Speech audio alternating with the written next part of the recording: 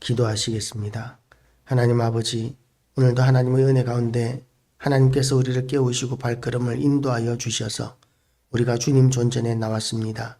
하나님께서 오늘도 하늘 보좌에서 이곳까지 내려오시고 우리에게 임재하시고 그 영광으로 덮으셔서 우리가 하나님을 만난 기쁨과 감격 있는 예배가 되게 하시고 오늘 하루를 살아가는 데 있어서도 하나님이 주시는 능력으로 살 수 있도록 하시고 그냥 사는 것이 아니라 우리를 통하여 또한 하나님의 영광이 나타나서 우리를 만나는 모든 이들이 또한 우리를 보는 모든 이들이 하나님의 영광을 보게 하여 주시고 그 앞에 엎드리게 하여 주시옵시고 하나님께서는 우리를 하나님 앞에서 존귀하게 하시기를 원합니다.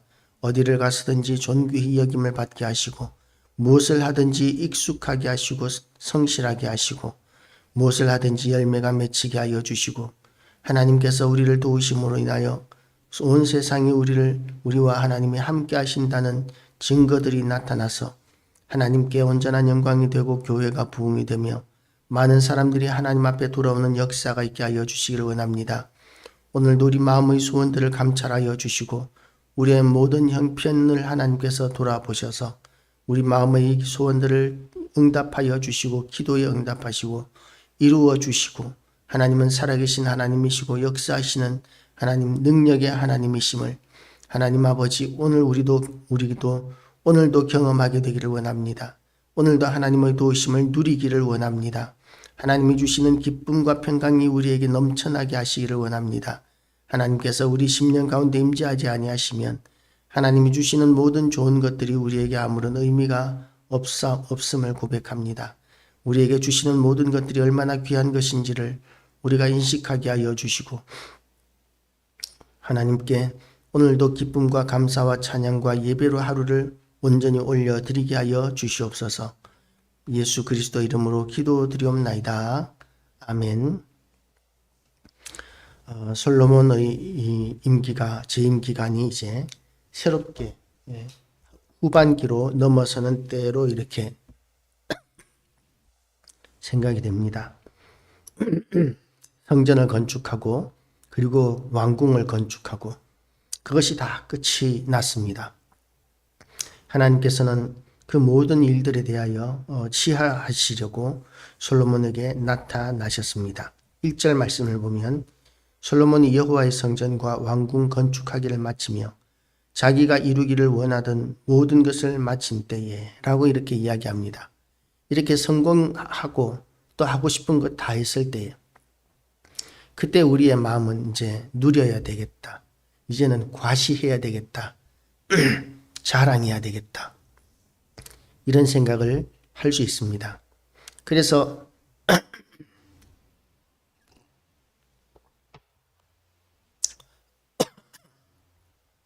우리가 자식을 다 키워놓은 어르신들을 보면 자식 자랑을 하죠. 요즘은 좀 덜한 것 같습니다.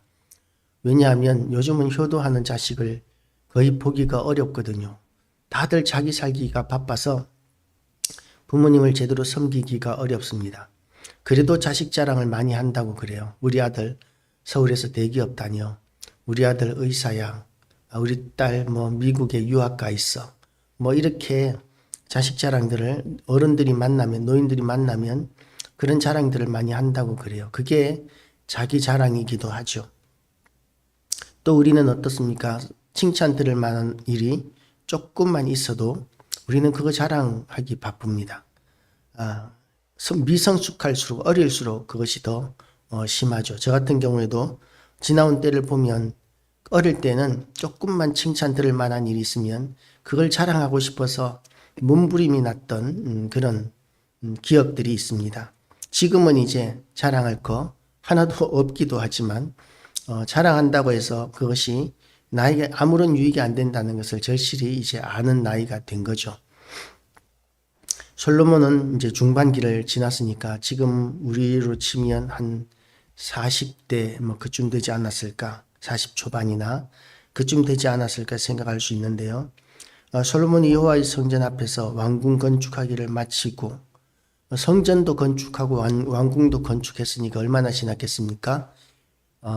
왕궁이 14년, 성전 건축이 완공이 13년, 성전 건축이 이 7년, 그러니까 20년 동안 건축했죠. 그리고 또한 그 이후에는 여러 가지 성들을 쌓고 또한 요새들을 만들고 그렇게 백성들을 다스리고 나라를 다스리고 건축하는 일들을 많이 했었습니다. 한 20년 정도 지난 때니까 이제 하반기라고 볼 수 있겠죠. 그때 여호와께서 전에 기본에서 나타나심 같이 다시 솔로몬에게 나타나사 우리가 얼마나 연약한지를 하나님께서 아시는 것입니다. 이렇게 하나님께서 너무나 많은 것들을 주시고 풍성한 것들을 주시고 나면 그러면 위험해진다 라는 것을 하나님께서는 아시는 것이죠. 솔로몬에게는 그런 위험인자가 지금 있습니다. 뭐가 있느냐 하면 처음부터 정략 결혼으로 애굽의 공주와 결혼을 했었죠. 그리고 주변의 너무나 많은 나라의 그런 나라들과 결혼 외교를 했습니다. 그래서 비빈과 왕후가 그렇게 많았습니다. 솔로몬에게는 그 여자들에게는 불행이겠죠. 남편이 남편과 한번 만나는 것이 정말 어려운 일이었을 것입니다. 엄청나게 많은 1000명, 2000명이 되는 그런 왕후와 비빈 가운데 한 명이니까 그 이름이 아무리 존귀하다 그래도 사실은 흔해 빠진 왕후가 되고 흔해 빠진 후궁이 된 것이죠. 그렇지만 솔로몬에게는 그야말로 영광의 꽃이 핀 그야말로 최고의 절정기다 라고 이렇게 이야기할 수 있습니다. 그때 하나님께서 솔로몬에게 나타나셔서 말씀하십니다. 여호와께서 그에게 이르시되 내 기도와 내가 내 앞에서 간구한 바를 내가 들었은즉 나는 내가 건축한 이 성전을 거룩하게 구별하여 내 이름을 영원히 그곳에 두며 내 눈길과 내 마음이 항상 거기에 있으리니 하나님께서 성전 건축한 거 잘했다, 수고했다라고 말씀하고 있는 것입니다. 그리고 다윗에게 약속하셨던 것을 다시 한 번 더 되새기십니다. 솔로몬에게 너를 이어서 왕위가 계속 이어지게 될 것이다. 다만 내 말씀에 순종하고 법도와 율례를 지키면 이라고 이렇게 단서가 달리게 됩니다. 4절 말씀을 보면 내가 만일 내 아버지 다윗이 행함같이 마음을 온전히 하고 바르게 하여 내 앞에서 행하며 내가 내게 명령한 대로 온갖 일에 순종하여 내 법도와 율례를 지키면 이라고 단서가 붙습니다. 이런 단서가 붙는 이유가 뭐겠습니까? 이것을 지키지 못할 가능성이 크다는 것을 하나님께서는 아시는 것이죠. 하나님께서 우리에게 경고하실 때 우리는 정신 차려야 합니다. 하나님, 제가 뭐 잘못한 거 있습니까? 지금까지 제가 얼마나 하나님 앞에 충성했습니까? 제가 드린 헌금이 얼마나 많고 제가 봉사한 일들이 얼마나 많고 수고한 일들이 얼마나 많은데 하나님 저한테 잘해 주셔야 되는 거 아닙니까? 라고 이렇게 이야기할 게 우리에게는 하나도 없습니다. 그 모든 것들이 하나님께서 주신 것입니다. 우리에게 시간을 주신 것도 하나님이시고 건강을 주신 것도 하나님이시고 그래서 우리는 우리의 모든 것이 하나님의 것이라는 것을 인정하고 다만 하나님께 찬양과 경배와 영광을 돌려드릴 뿐입니다. 우리가 하나님 앞에 돌려드린 것 가지고 조금이라도 교만하거나 하면 그러면 당장 언제든지 버림받을 수 있다는 그런 두려움을 우리는 가져야 합니다. 평생 동안 신앙생활 잘하고 교회 잘 섬기고 존경을 받던 분들이 이렇게 자기가 한 것으로 이제 사람들의 존경을 받게 되면 그렇게 금방 무너지는 사람들을 우리가 굉장히 많이 보게 됩니다. 그것은 중직자도 마찬가지고 목회자도 마찬가지인 것 같습니다. 정말 목회를 성공했다. 저분은 정말 존경스럽다고 했던 그런 분들 가운데서도 이제 노년에 말년에 실족해버리는 그런 경우들이 우리는 많이 보게 되죠. 그렇게 되면 이제 교회가 충격을 받습니다. 그 교회만 충격을 받는 것이 아니라 그렇게 큰 교회가 그렇게 실족하게 되는 것이 또 온 세상의 뉴스로 금방 퍼지게 됩니다. 소문이 금방 나게 되고 뉴스에서 보도에서 얼마나 떠드는지 모릅니다. 그러면 특별히 작은 교회들, 연약한 교회들이 더 충격을 받죠. 왜냐하면 큰 교회도 그렇게 되면 작은 교회는 볼 필요도 없다가 되어버리는 것이죠. 그렇지만 실질적으로는 더 큰 위험에, 유혹의 위험에 그들이 노출되었기 때문에 큰 교회가 더 무너질 가능성이, 실족할 가능성이 훨씬 많은 것입니다. 그래서 우리는 성공했을 때 조심해야 합니다. 조금이라도 사람들에게 인정받을 만한 것이 있고 칭찬받을 만한 것이 있다고 생각되면, 그러면 우리는 조심해야 합니다. 요즘은 조심하는 것이 이제 일상이 된 것 같아요. 사람들이 얼마나 지혜로워졌는지, 로또에 당첨이 돼도 그거 옛날에는 처음에는 그거 자랑하고 싶어가지고 막 나 로또 당첨됐다 뭐 이러는 사람, 이랬던 시대가 잠깐 있었겠지만, 그러면 그다음부터 막바로 사람들에게서 엄청난 전화가 옵니다. 도와달라고. 그래서 이제 그 로또가 당첨이 돼도 그것을 거의 숨기는 거죠. 일부의 사람들이 자기가 로또 당첨된 것을 드러내기도 하지만, 그렇지만 대부분의 사람들은 숨긴다고 합니다. 제일 먼저 하는 일이 이제 회사에 사표 내는 거라고 그러더라고요. 그러다가 또 어떤 사람, 시대가 바뀌어서 직장생활 계속한다, 취미생활 삼아서 그러는 시대가 또 되었다고 합니다. 사람들은 그렇게 지혜로워지고 있습니다.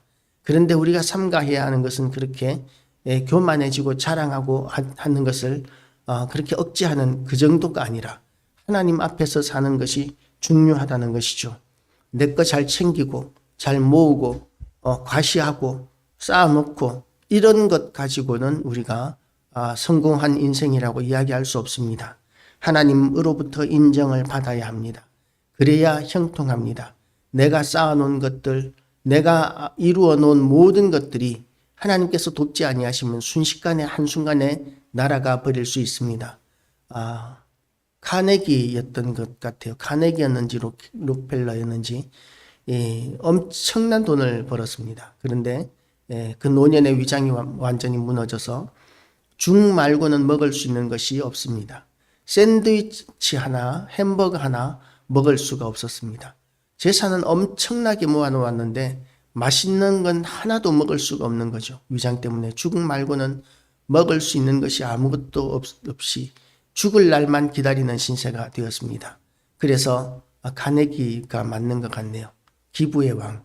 그렇게 죽을 날만 기다리다가 이제 상담을 하고 당신의 재산을 이제 남겨놓고 가지 말고 나누어 주는 그런 일을 하면서 여생을 보내시라고, 그렇게 선한 일에 이제 시간을 보내기로 하고 살면서 엄청나게 많은 재산을 이제 말년까지 기부하고 사람들을 돕고 좋은 일을 했는데, 그로부터 이제 바로 병이 나아버렸습니다. 좋은 일을 하니까 병이 나아버린 것이죠. 그리고 나니까 이제 그 평생 자기를 위해서 그렇게 호사스럽게 살지는 않았지만, 그러나 그 인생은 아름다운 인생이 되었습니다. 우리의 인생도 마찬가지입니다. 우리가 지금 할 수 있는 일이 그렇게 많지 않을지라도, 또한 우리는 자랑할 것이 별로 없을지라도 우리는 하나님의 말씀 가운데 있어야 한다는 것은 솔로몬에게 주신 하나님의 말씀이나 똑같습니다. 솔로몬의 위치나 우리나 똑같습니다. 우리는 하나님의 말씀에서 떠나지 않아야 하고 하나님의 법도와 율례를 지키는 삶을 살아야 합니다. 그러면 이렇게 이야기합니다. 사람들이 지금은 율법 시대가 지나갔다. 지금은 은혜 시대인데 왜 율법을 이야기하느냐 라고 이렇게 이야기합니다. 그런데 우리의 신앙, 믿음이라는 것이 드러나야 합니다. 바울은 살아있는 믿음을 이야기했었습니다. 행함이 없는 믿음은 죽은 믿음이라고 그렇게 이야기했습니다. 행함이 있는 믿음이라야 살아있는 믿음, 행함이 없는 믿음은 죽은 믿음이니까 믿음도 아니다라는 것이죠. 살아있는 믿음이 되기 위해서는 우리의 삶도 믿음대로 살아져야 합니다. 의지적으로 우리가 믿기 때문에 이렇게 살아야 돼라고 결심하는 것이 아니라, 우리가 제대로 믿으면 뭘 하고 싶어지느냐 하면 어떻게 하면 하나님을 기쁘시게 해드릴까 하는 그런 생각을 하게 되는 거죠. 그래서 우리가 무엇을 하든지 하나님을 기쁘시게 해드리는 일에 우리의 몸을 드리고 싶다, 그런 마음을 가지게 됩니다. 그래서 헌신하게 되고 충성하게 되면 자동적으로 하나님의 말씀과 율법을 지키게 되어 있습니다. 하나님의 말씀에서 벗어나는 것, 이것은 악한 일이고, 그리고 지키는 것, 말씀 앞에 있는 것이 하나님을 기쁘시게 해드리는 일이라는 것을 인식하게 되면 기쁜 마음으로 하나님 앞에서 율법을 지키는 삶을 사는 것이죠. 그것이 짐이 되지 않습니다. 하나님의 말씀을 지키는 삶이 불가능한 삶이라고 이야기하지만 하나님을 사랑하는 제대로 된 믿음을 가지고 있다면 그것은 짐이 되는 것이 아니라 기쁨이 되고 즐거움이 되기 때문에 어려운 일이 아닙니다. 우리가 평생 동안 아이를 길러내는 것, 20년 동안 아이를 길러내는 것 얼마나 많은 수고와 헌신과 비용이 들어갑니까? 그럼에도 불구하고 그거 아까워하지 않는 이유가 무엇이냐 하면 사랑 때문입니다. 우리가 어릴 때 이렇게 연애를 할 때 상대방을 위해서 아까운 것이 하나도 없었던 그 이유가 무엇이냐 하면 사랑 때문이었습니다. 하나님과의 관계에서도 우리가 제대로 된 믿음은 사랑으로 회복되어져야 하고 그러면 그 하나님 향한 사랑 때문에 하나님께 대하여 우리가 아까운 것이 하나도 없어지게 되고 뭔가 해드릴 수 있으면 그것이 오히려 기쁨이 되기 때문에 우리는 하나님 앞에서 말씀과 율례를 지키는 것이 어려운 것이 아닌 것이 되는 것이죠. 그런데 그렇게 살면 하나님께서 또한 우리에게 복을 주십니다. 왜냐하면 하나님께서 그 모든 우리의 삶을 기뻐하시기 때문이죠. 하나님께서 약속하신 모든 일들을 다 이루어 주실 것입니다. 그런데 하나님께서 앞에서 우리가 말씀을 떠나 살고 변질되고 타락하게 되면 그러면 교회가 충격을 받고 성도의 영광이 무너진다 할지라도 하나님의 영광이 가려워진다 할지라도 그것 때문에 하나님께서 그것을 숨기지 않으십니다. 하나님의 영광은 우리가 세상 모든 사람들이 아무리 하나님을 비난하고 손가락질한다고 해도 하나님은 변함이 없으십니다. 우리가 태양을 향하여 아무리 손가락질을 해도 태양은 여전히 있는 것과 같이 태양보다도 더 변함이 없으신 분이 하나님이시고 완전하십니다. 그래서 하나님께서는 이 세상의 악을 도저히 용납하실 수가 없는데 특별히 성도들의 악함도 용납하실 수가 없는 공의의 하나님이심을 우리는 알아야 합니다. 그래서 두려워할 줄 알아야 합니다. 하나님 앞에서 오늘도 하나님을 사랑하고 섬기는 제대로 된 믿음을 가지시고 그리고 또한 그 말씀대로 살아가는 것이 짐이 아니라 오히려 기쁨이 되는 귀한 날 되시기를 주님의 이름으로 축복합니다. 기도하시겠습니다. 하나님 아버지, 오늘도 우리에게 은혜의 말씀을 허락하여 주심을 감사드립니다.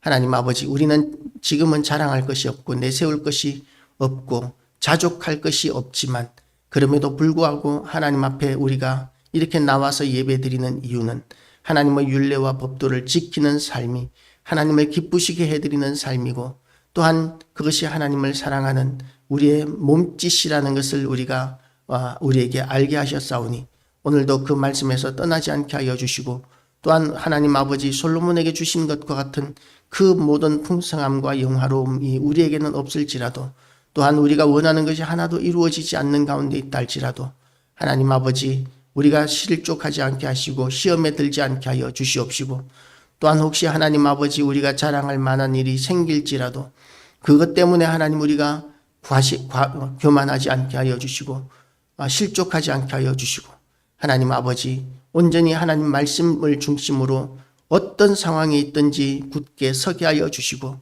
온전히 우리가 하나님의 영광 드러내는 것으로 기쁨을 삼게 하여 주시옵소서. 오늘도 우리의 삶 전체가 하나님 앞에 드리는 거룩한 산제사가 되게 하여 주시기를 원합니다. 예수 그리스도 이름으로 기도드리옵나이다.